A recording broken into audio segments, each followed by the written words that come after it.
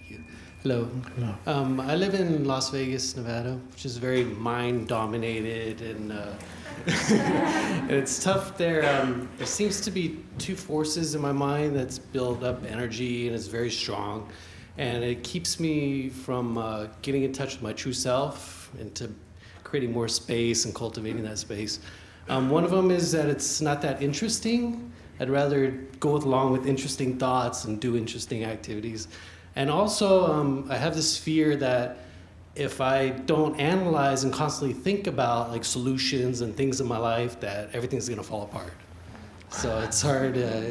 Those two forces that build, especially where I live, it makes it even more, increases it more. So the energy field there is kind of nervous. yes, actually, I work in a casino too. So it's well, very negative and that's nervous. a wonderful challenge to stay conscious there. Yes, it is. A lot of self-discipline. Yes. That's your spiritual practice. Right.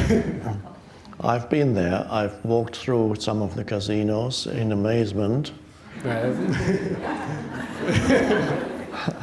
And it's quite a place that seems to come out of some kind of dream when you walk around Las Vegas. But it's actually quite interesting when the mind doesn't label it. It's actually quite amazing. Wow. All these strange life forms and what they have created, it's quite amazing. There's an intense aliveness there. Would I want to live there? I don't know. There have been some spiritual teachers who moved there. I know of at least two. I think it was Andrew Harvey, a spiritual teacher, moved to Las Vegas. And there was a spiritual teacher called Vernon Howard who lived near Las Vegas, and there may be one or two others. Why they moved there, I'm not sure. Perhaps maybe they loved it, or perhaps to pay less tax, perhaps, who knows.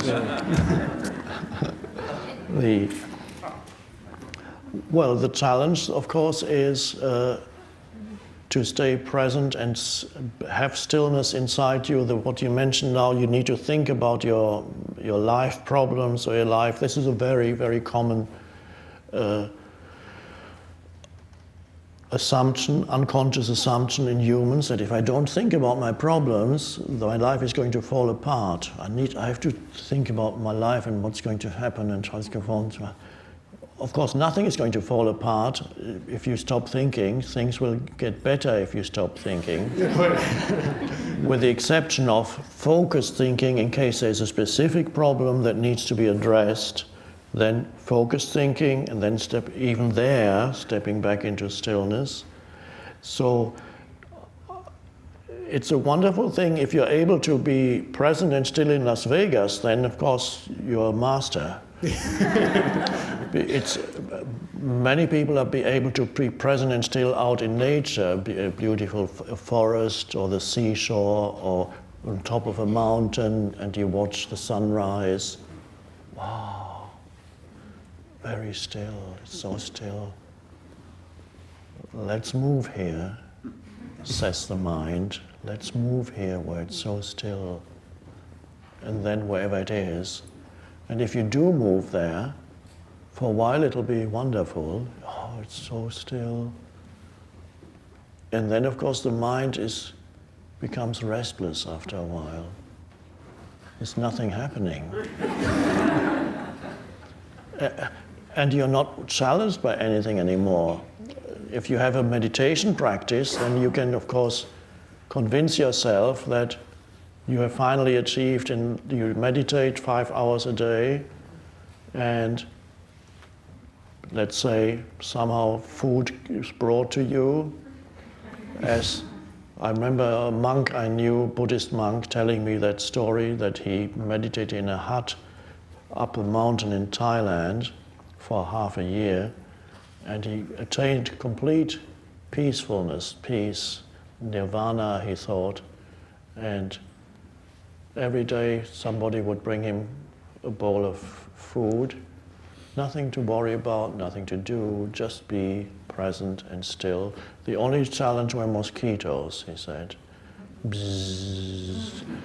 But he learned to deal with that. In other words, to just completely accept and not mentally label it and just being used by them for food. So he was okay with that. That was one challenge. Then he had to go back into the city to renew his visa because he was in Thailand and he was a Westerner. And at the visa office, they kept him waiting for 1 hour, 2 hours, and then he was in the wrong lineup for 2 hours. and then he had to start lining up somewhere else. And when he finally got to the window, the man said, "Oh no, you haven't filled this out, you do that again." And he started, shouting. So that was, he then suddenly realized he had not attained nirvana. So you're much better off in Las Vegas. The thing is to use whatever environment you are in as part of their spiritual practice. It does not mean that you have to be stuck. It may be that a deep sense of that you need to remove yourself suddenly comes to you, and then you go somewhere else. That could happen. Because it seems like it's more of a challenge there. Yes. Yes. So it's probably in many ways a better place to practice than a monastery. Right. I never thought of it that way. Yeah. And worrying about your life or your problems is a very common belief that is necessary to hold things together, but it's not. You have to recognize the futility of worrying and realize your life is already together. You're breathing, you're eating when you need food, you sleep when you sleep, you go to work, you do what you do, you look around, contemplate, look at the sky. Look away. Las Vegas is very much a man-made or human-made environment. Everything is kind of artificial, not to say fake.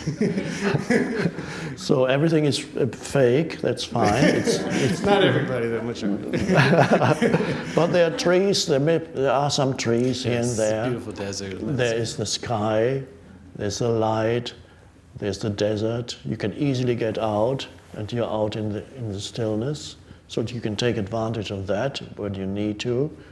And so be happy with where you are and accept where you are, and then while you do what you do in the casino, what do you do there? I'm a dealer at nighttime. Rien ne va plus. With the drunks, yeah. Yeah. Place your bets, and then, and then you can observe human nature there around you. Most definitely, yes. Every facet. You observe human nature in its unconscious state mostly, but that's fine. That's where they're at. You can be the presence for them. Yeah, it's hard not to judge them. Yes, that's your practice, not to judge, because they're expressions of life, of aliveness. Right. In their form, they're beautiful too. Yeah. Okay, thank you so much. Appreciate it. Thanks.